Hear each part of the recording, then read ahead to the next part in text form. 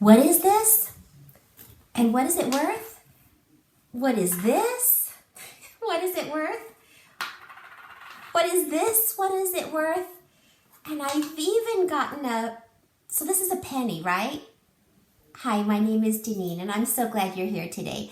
This week's video is on money, and I'm finding that my students don't know money, and it's probably because we live in a more non-cash based society, but I believe there's great value in students knowing money and knowing how to count money, being familiar with coins.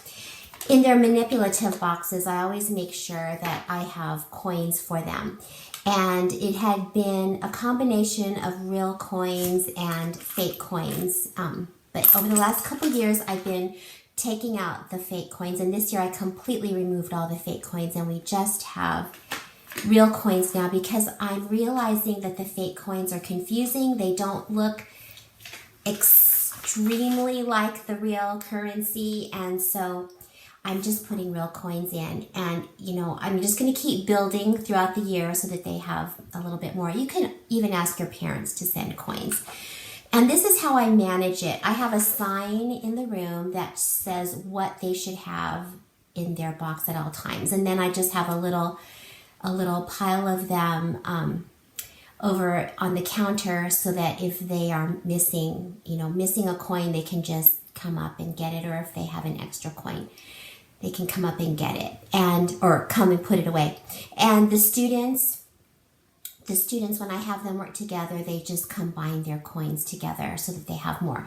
And that's why I find this really helpful, so that they can, when they separate it out, they can, there are no arguments, oh, we're each supposed to have such and such number of coins. So I've been doing this for my routine for the last week, and I think I'm going to continue this for a month. I know I usually keep my routines for 2 weeks, but we really need money work. And I use a lot of Marcy Cook tile activities, as you know, and she uses coins a lot. And so this is why I started keeping coins in there. They're manipulative bins, because when they get to those problems, I want them to actually pull out coins and use them so that they can manipulate them. But this is what I've been doing. I've been having them partner up, and they will give their partner a certain amount of currency. And I do use fake dollars because I don't have, enough bills.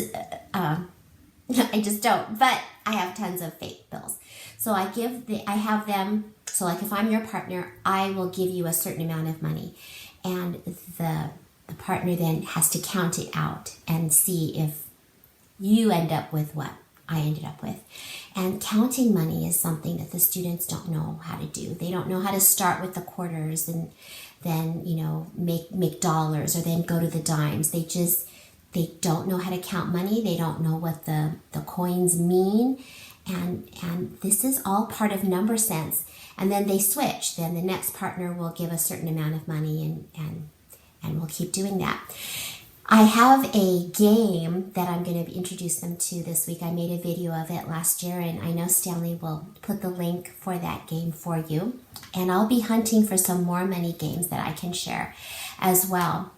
And another activity that we're going to do this week, I learned this at NCTM, at the National Council of Teachers of Mathematics last year, and it was so much fun. We were at our table, and we stood up, and in a circle we had to count by whatever the teacher said.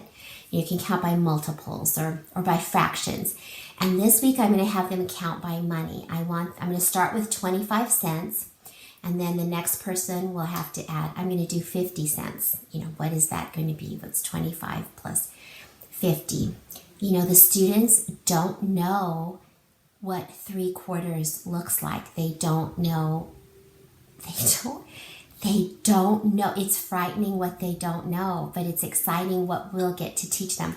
So, start with 25 and then add 50 to that. That would be 75. Well, then here we go past $1, right? So we'll go all the way around the room like that. Now, it might take a couple days to do that, and then I'll change it up. But we're going to do the choral counting.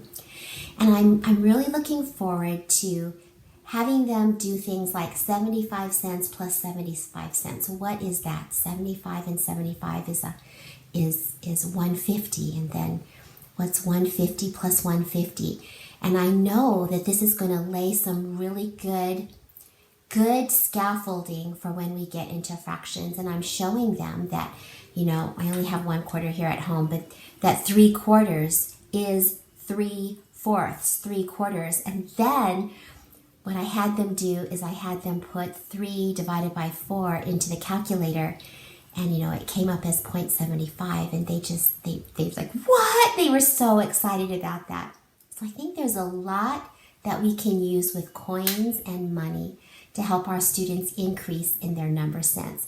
And I hope that you'll give it a try, because your students will love working with money.